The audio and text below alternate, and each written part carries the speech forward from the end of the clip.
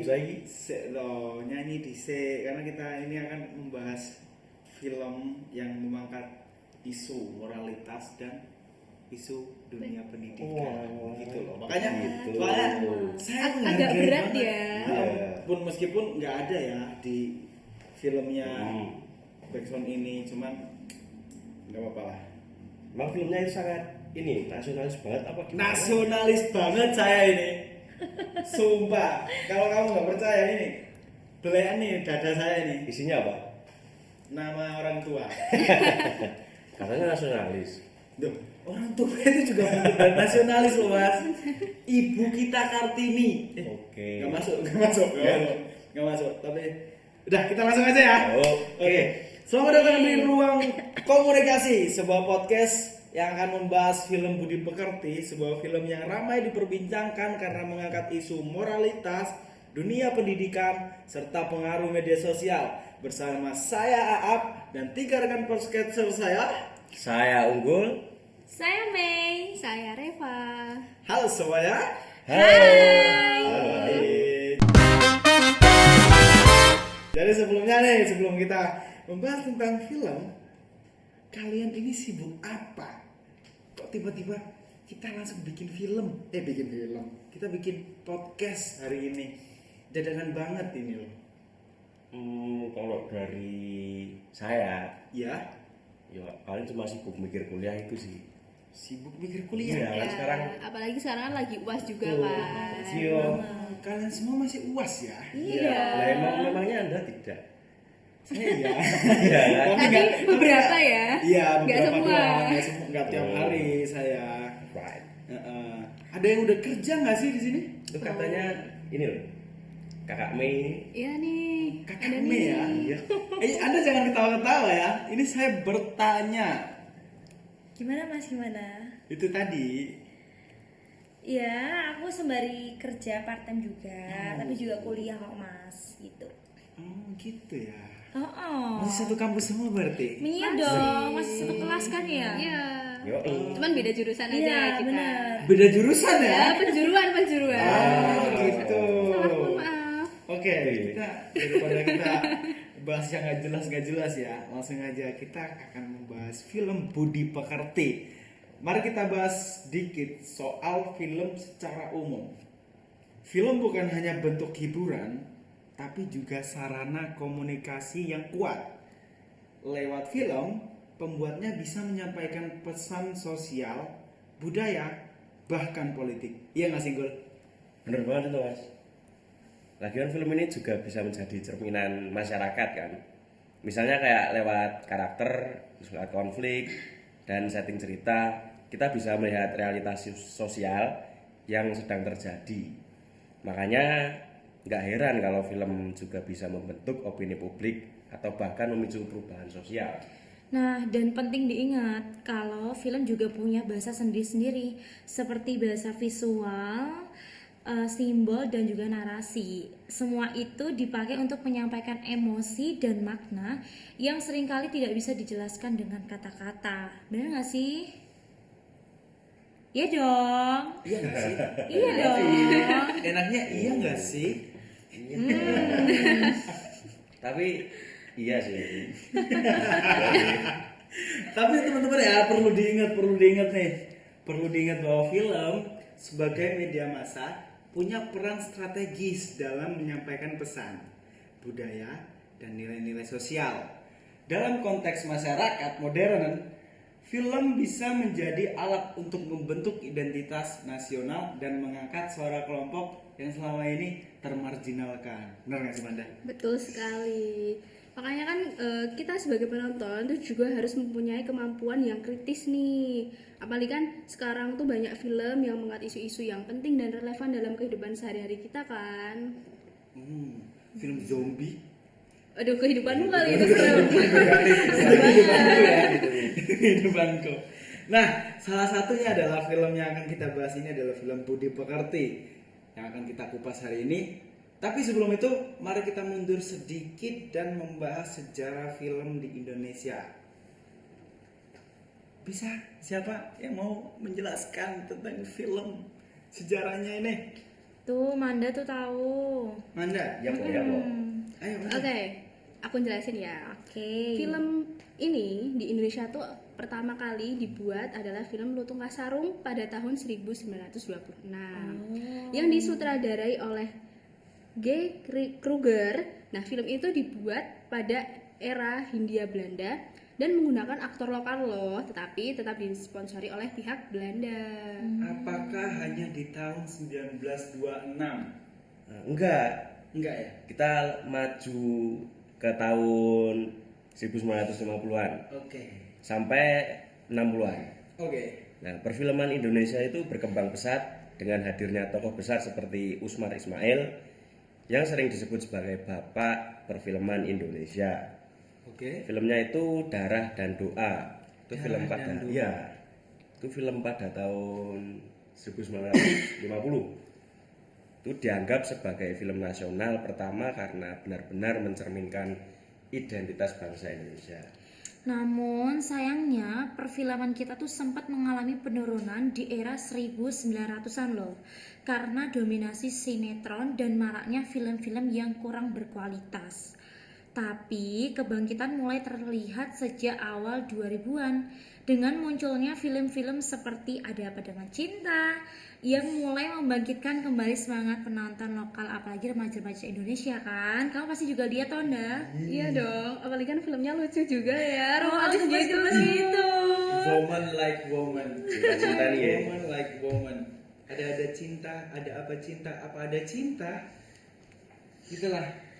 Tapi kenapa sih kok kita harus tahu banget tentang sejarah film? Karena menurutku memahami latar belakang sejarah perfilman Indonesia itu juga membantu kita buat ngapresiasi karya-karya saat ini, bukan begitu teman-teman? Bener banget. Dan sekarang film-film Indonesia makin beragam dan berani mengangkat isu-isu sosial, politik, bahkan budaya digital. Seperti yang kita lihat dalam film Budi Pekerti. Ini film itu bukan hanya menghibur tapi juga membuka ruang refleksi dan kritik sosial, termasuk film yang akan kita bahas Hari Hari ini. gitu kan.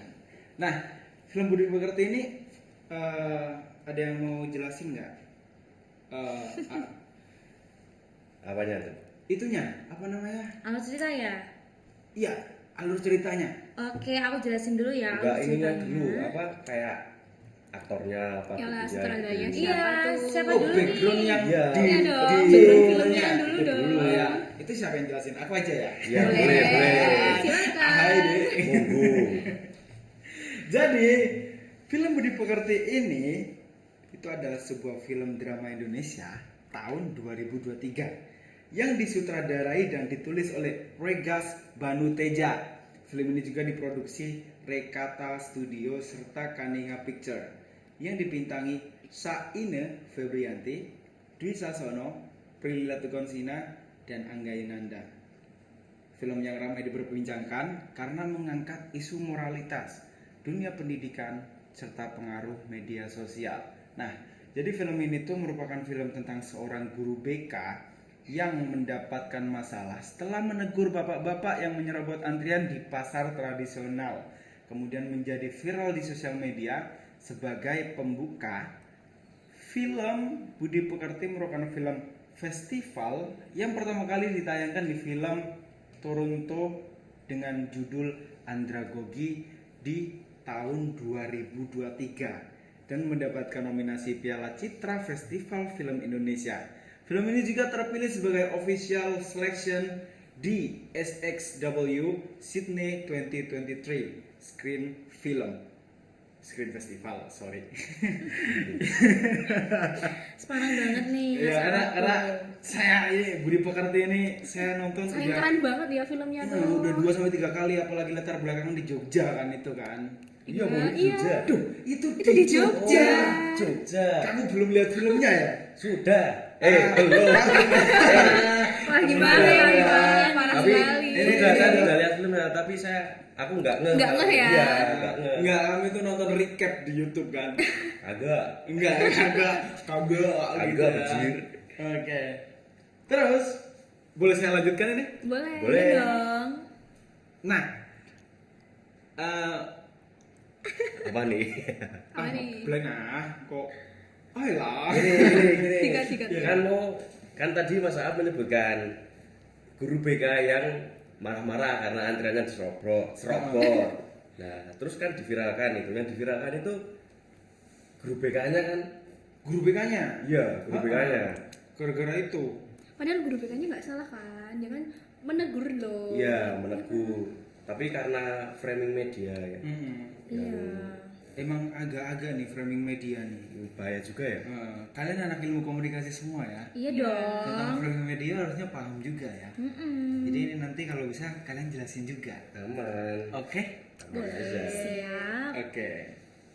Film ini juga itu adalah terpilih menjadi film pembuka di Jakarta Film Week di tahun 2023. Oke, sebelum masuk ke analisis, Mei bisa ceritakan singkat tentang film Budi Pekerti? Tentu dong. Jadi, Budi Pekerti itu bercerita tentang guru yang mendadak viral di media sosial. Tapi sayangnya tuh viralnya bukan karena prestasi, tapi karena sebuah insiden yang dipelintir di dunia maya nih. Dan akibatnya karir dan keluarganya terancam. Jadi kita bisa lihat nih dari film ini memperlihatkan bagaimana reaksi netizen bisa sangat membahayakan kehidupan nyata di seseorang. Unggul. Film Apa ini ini? menurutmu? Karena kamu tadi kan katanya udah nonton filmnya. Menariknya Nah, menariknya film ini tidak hanya bicara soal korban, tapi juga menggambarkan bagaimana pesan moral disampaikan lewat narasi sinematik tadi yang itu lewat media sosial tadi. Terus ada nilai-nilai seperti integritas, kejujuran dan dedikasi. Kejujuran dan dedikasi tersebut yang diangkat. Nah, terutama dalam konteks pendidikan. ada yang mau jelasin dari sudut pandang ilmu komunikasi? Aku aja nih, aku mau jelasin. Manda nih. Nah, kalau dari sudut pandang ilmu komunikasi nih, film ini tuh sangat relevan dengan fenomena viral.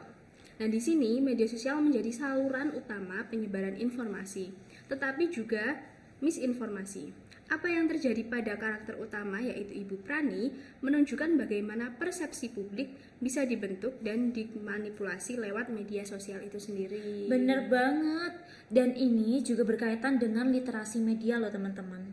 Jadi film ini tuh juga secara tidak langsung mengajak penonton untuk lebih kritis dan tidak langsung menghakimi ketika melihat sesuatu di media sosial. Jadi ada pesan kuat tentang pentingnya empati dan berpikir sebelum berkomentar atau menyebarkan sesuatu. Nih hati-hati ya kalian ya, jangan sembarangan menyebar sesuatu, apalagi nggak benar ya. Aku bener terus kalau nyebar. Sumpah. Aku kemarin nyebar tuh berita tahlil kematian saudaraku. Iya kan? Terus gituan dihoakin apa? Enggak, beneran itu beneran. Kalau bahkan tiba-tiba orangnya Bahaya. nggak meninggal, datang Itu mah nggak bahaya lucu. loh. Tapi ada cerita lucu loh. Apa Kita singkirin dulu ya film-film ini ya. Tentang pembahasan film ini kita singkirin dulu. Kita bahas. Jadi waktu itu pas aku umur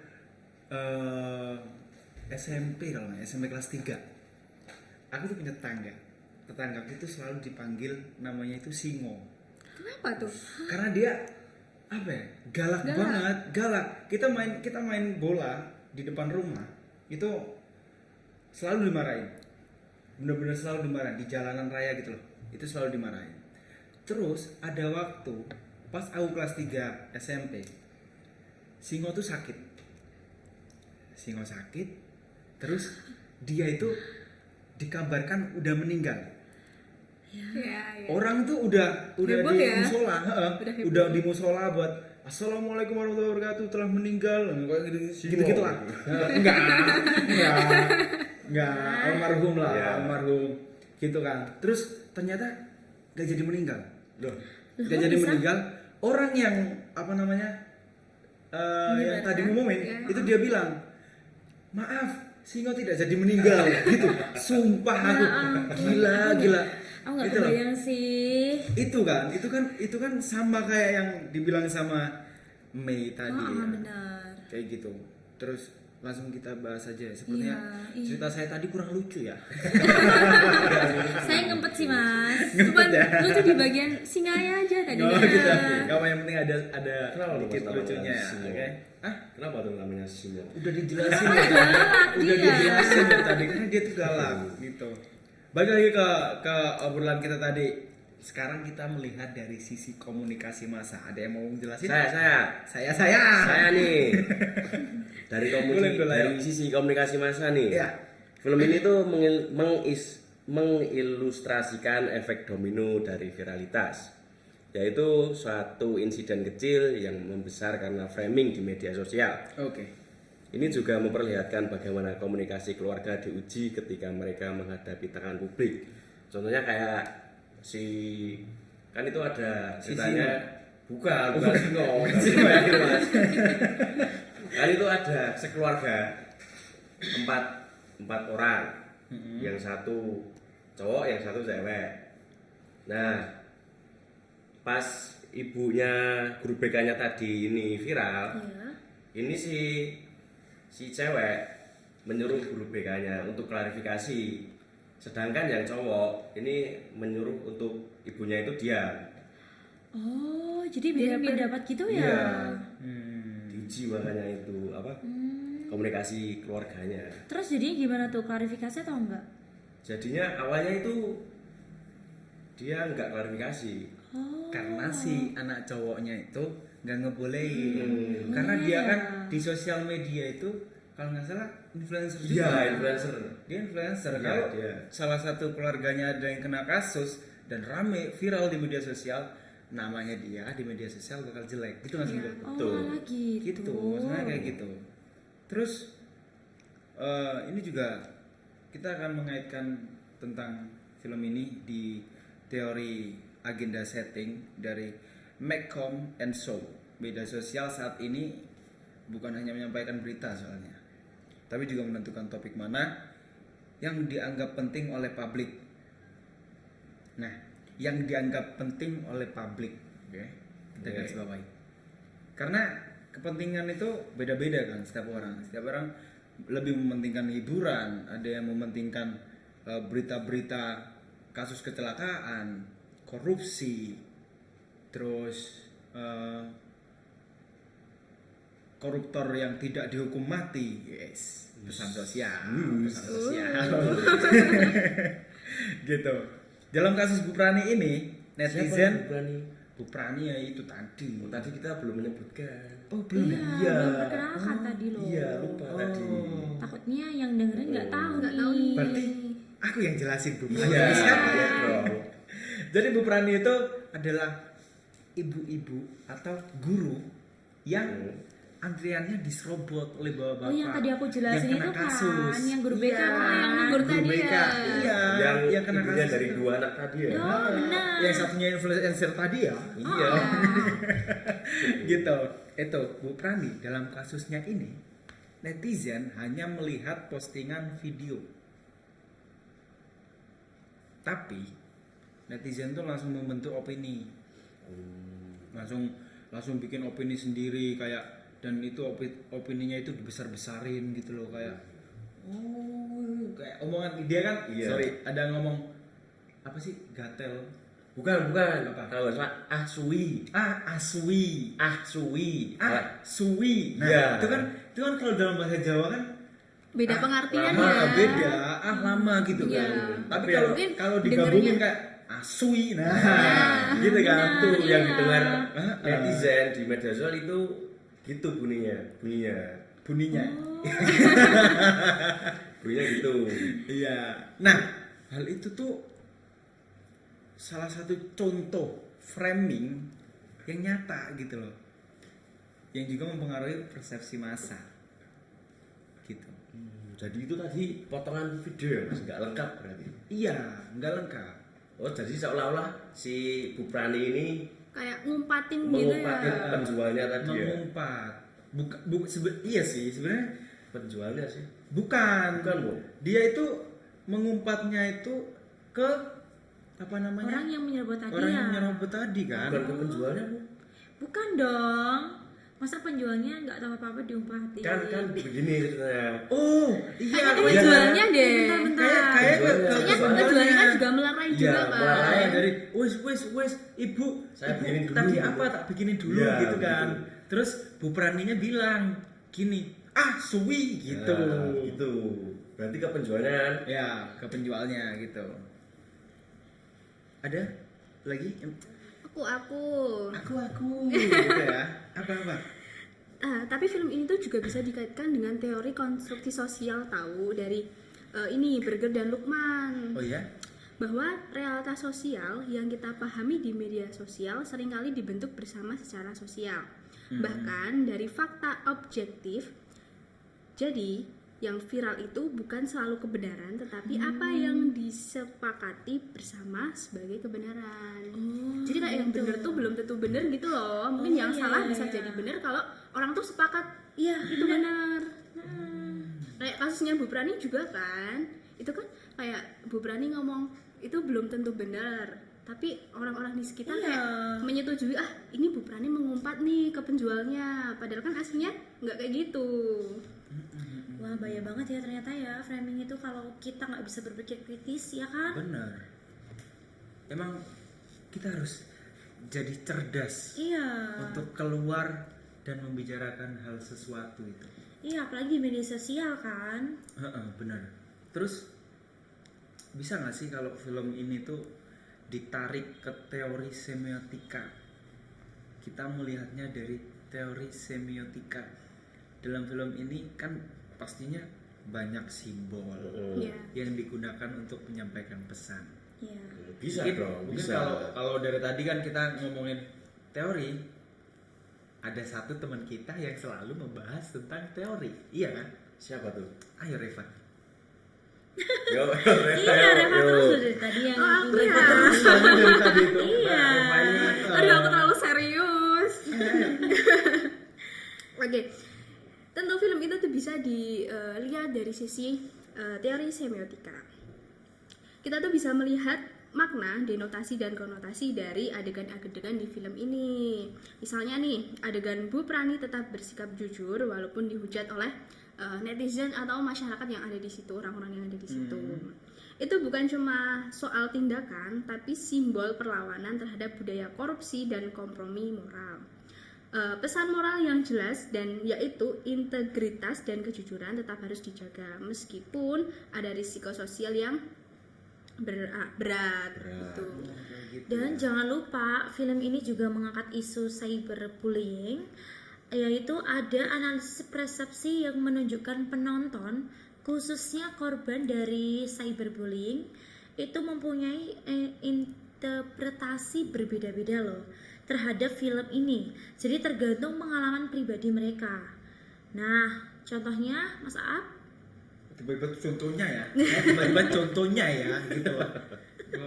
Kalian ini jangan. Enggak, aku lihatnya kok pas Aap tuh sepandang banget gitu loh yang Enggak, dengerin. kalian terlalu dar gitu loh. Oh iya, Dar gitu loh. Yang ini dar, yang ini dar, ini dor gitu loh kan. Saya kan nggak bisa. Gitu ya. Oke, makasih ya Reva udah jelasin tentang teori semiotika tadi ya.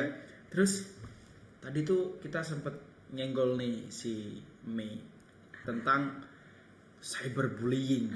Benar. Unggul minta tolong. Apa ini ya? Karena kamu itu bullying banget anaknya. Siapa? Bullyingnya, Omas ini Omas. bullyingnya dia yang jadi korban apa pelaku nih? Saya korban. Oh, kamu korban ya? Iya. Siapa yang biasanya ngebully? Anda? Kok anda? Enggak. Enggak ya, Dapong ya? Ya sama itu. Sama saya. Mas Aap namanya. Sama Mas Aap ya? Iya itu. Soalnya dia mukanya tuh muka-muka ngebully orang terus ya kayaknya ya. Dari jauh udah Nah, udah kelihatan nih. Bisa nggak kita ke pembahasan aja ya? Unggul coba jelasin. Sorry. Apa sih cyberbullying itu?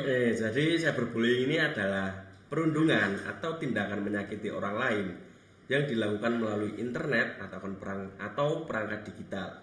Ya seperti lewat media sosial, lewat chat, email atau platform online lainnya. Ayo Mei jelasin dong. Kamu pasti punya contohnya karena kamu tadi itu yang nyenggol tentang cyberbullying. Kasih contohnya, Nah, Ame. siap. Oke. Jadi contohnya itu tuh sebenarnya kita bisa lihat dari kehidupan nyata ya. Mungkin kita pernah mengalami ataupun kita juga sebagai yang bully ini ya secara tidak langsung gitu loh. Jadi kita benar-benar harus paham dan juga harus sadar.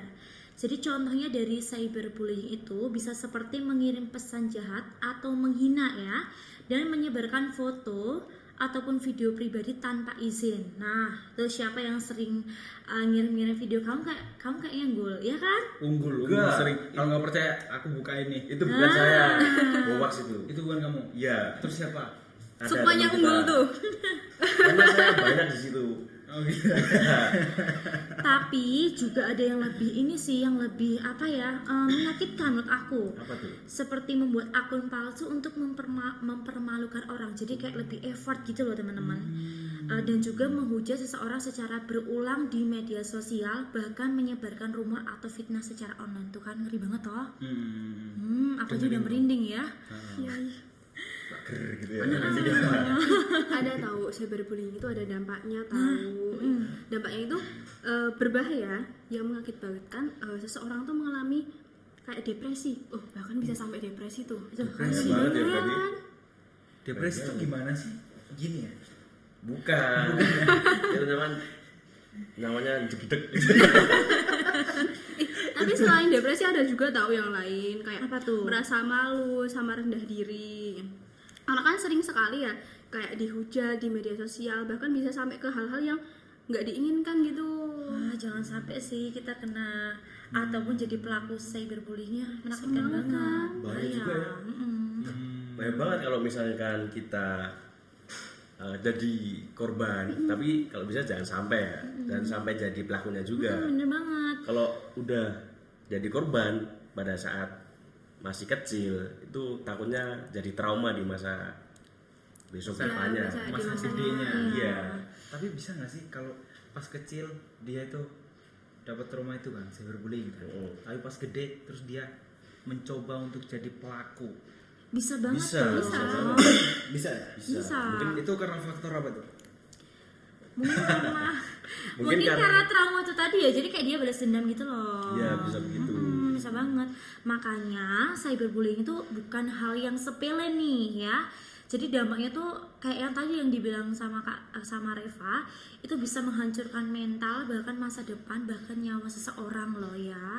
Jadi kita sebagai pengguna internet nih ya, apalagi yang suka lihat TikTok, terus media sosial dan seperti IG itu yang ada komen-komenannya, mending kita menjadi pengguna internet yang lebih bijak lagi ya. Yang pintar gitu. ya. Bener. Bener banget. Ya lagi. Ya lagi. Ya lagi. Masyarakat culture. lagi. Benar. Mana tadi? Sampai mana tadi? Tadi Lupa tuh aku saya. bilang kalau cyberbullying itu bukan hal yang sepele tahu. Itu. Iya itu. Bener Apa banget, ya? bener banget. Yang mana tadi? Lupa ya, ngeblank langsung. Orang kok kapasitas ingatannya 2 giga. Nah, jadi ini ya teman-teman jangan sampai terjerumus pada hal yang tidak benar ya. Apalagi untuk saat ini media sosial jika tidak digunakan dengan baik bisa menjadi bumerang di kehidupan kita. Oh gitu ya. Terus menurutmu tentang kekuatan film ini apa, Unggul? Itu tuh jadi film ini tuh gini, menyampaikan pesan sosial yang mungkin relevan di kehidupan kita gitu. Oh, kehidupan sehari-hari ya. Iya, Terus yang mungkin kebanyakan orang itu asal menyebarkan berita, tidak mencari validasinya, kebenarannya terlebih dahulu begitu. Jadi tidak kredibel kan. mereka Bener tidak banget. tidak ngalami sendiri gitu ya. Mereka nggak ngalamin sendiri, terus mereka main hukum seseorang tanpa proses yang adil. Gitu nggak Iya. sih? Karena kalau kita lihat dari film ini juga mengingatkan kita bahwa di setiap film deh, di balik setiap viral ada manusia dan keluarga yang terdampak. Iya. Setuju nggak? Bener banget. Setuju lah. Ya itu tadi kayak anak cowoknya itu tadi. Dia nggak terima kan? Iya nggak terima. Nggak terima tapi dia nggak ngebela ibunya, nggak Takut ngebela. namanya jelek. Kayak gitu. Dan juga kalau kita lihat dari sudut pandang ilmu komunikasi nih, budi pekerti itu adalah contoh nyata bagaimana media membentuk opini publik, serta pentingnya pendidikan karakter dan literasi media dalam masyarakat digital saat ini. Buat saya juga, film ini tuh kayak ajakan. Nah, sebuah ajakan lah. Enggak sih? Harusnya itu enggak saya ya. Kita semua ya. Heeh. Kalau kamu tadi kan kita semua nih. Ya, Nah, sekarang kamu apa? ya kayak ajakan baik di dunia nyata maupun di dunia maya ya. Hmm. Kayak jangan mudah untuk terprovokasi dan selalu kayak mengutamakan budi pekerti, kayak etika ke orang lain gitu ya. Harus bijak ya, harus bijak ya. Terus, Mei, ada nggak sih harapan gitu? Pastinya ada dong. Jadi kalau dari aku sendiri, aku tuh berharap film seperti ini tuh semakin banyak ya diproduksi, supaya masyarakat tuh makin sadar pentingnya empati dan komunikasi yang sehat melalui film ini gitu loh. Mas Aap. Oke, kalau di Runggul, Sebelum saya mengasih harapan, gitu kayaknya ada yang kelewat gitu. apa tuh? Anak ceweknya, lupa kita kan? Oh, Iya kan? anak ceweknya kan yang cari informasi tentang. Iya. buat Itu kan dikeluarkan dari bandnya kan? Oh, bukan. Emang dari Band. Iya, dari bandnya. Dari bandnya itu kan mereka punya band yang anak ceweknya tadi. Vokalisnya. Oh, iya. Itu dikeluarkan karena si bandnya takut namanya tercoreng karena si Karena ibunya gitu ya. Iya. Karena kalau kita ngomongin band itu yang frontliner itu adalah vokalis. Iya. yang paling tersorot gitu ya. Gitu. Jelasin lagi dong, Gul. Aku kan Apanya nih? itu ingetanku kan 2 GB itu. Udah tua ya. Iya Jadi nih. gampang lupa nih. Aku nggak tua. Apa dong? Lahirnya aku aja. Kaliannya terlambat lahirnya. Terus ini kan si anak ceweknya mencari kebenaran. Si anak ceweknya itu tadi kan lumayan kritis juga kan. Sampai datang ke rumah yang Iya, jual yang itu jual, tadi kan. penjual Iya. itu sampai merekam diam-diam penjualnya. Dan itu pun harusnya ya, kalau kita ngeliat ngerekam diam-diam itu kan nggak boleh. Nggak boleh, salah itu. Tapi ya gimana ya? Iya. Kalau nggak gitu juga nggak dapat informasi. Iya, gitu. bener banget. Jadi mau nggak mau harus kayak gitu kan? Tapi itu jadi bumerang kayak yang tadi Iya. dikatakan tadi. Karena dia maksain buat cari informasi, Iya. sampai akhirnya dia juga kena. Ya gitu. Itu ya. Iya, Ada jadi lagi emang nggak? kita tuh harus berhati-hati sih. Apalagi sekarang tuh banyak banget gak cuman cyberbullying aja, kayak penipuan-penipuan online ataupun juga apa ya, bahkan kita pun secara tidak langsung tuh bisa apa ya, bisa terseret gitu loh. Kayak ada orang yang misalnya lagi viral terus kita jadi ikut-ikutan komen nih. Nah itu termasuknya nimbrung gitu ya. benar, itu juga nggak baik loh. Kasus scam juga banyak loh sekarang. Oh iya. Banyak banget kasus scam. Kemarin Unggul kena tuh. Scam. Apa tuh? Kayak siapa kamu gue? Itu VCS. Video Video call sleep kan. Iya. Video call sleep gitu. Dia kena kemarin. Iya. Si Unggul. Di VC tiba-tiba terus diangkat, ternyata laki-laki yang menelpon. Ya ampun, ngeri banget. Siapa kamu? Hebohan. Jangan dianggap serius ya guys. Aslinya itu pengalaman pribadinya sendiri. Oh, pribadi ya. Pribadinya sendiri. Pribadimu maksudnya. Pribadimu. Nah, tadi kan sampai harapan nih. Ya, harapanku pada film seperti ini semakin banyak. Karena supaya masyarakat makin sadar pentingnya empati dan komunikasi yang sehat. Loh, itu bukan kata-kata aku toh. Kamu itu loh Kamu tuh nyamain. gimana, Berarti kan kalian emang sepemikiran gitu. Oh iya. Iya, Kita kan itu nontonnya bareng kan? Kapan ya? Aku baru tahu ya. Kalau kalian nontonnya bareng ya. Nonton? Emang Waduh. kalian tuh ya. Kok. Wah, nggak ngajak-ngajak nih berdua Iya, doang ya. ngajak-ngajak berdua doang. Kalian ngedate gitu. Enggak, kemarin Gul. itu. Gul. Apa? Gul. Apa Ini sih? tuh cowoknya temen lu Gul. Ya, kemarin kan mepet. Iya, aku aku tuh sebenarnya ceritanya nggak tahu ini tuh film apa, makanya terus Unggul ayo kita lihat film bareng. Nah gitu loh, maksudnya tuh dilihatnya di YouTube gitu. Di YouTube. Nah, Tempatnya di BJ di dong. BJ. Oh, Burjo. Kan aku lihatnya di YouTube tapi rangkuman filmnya.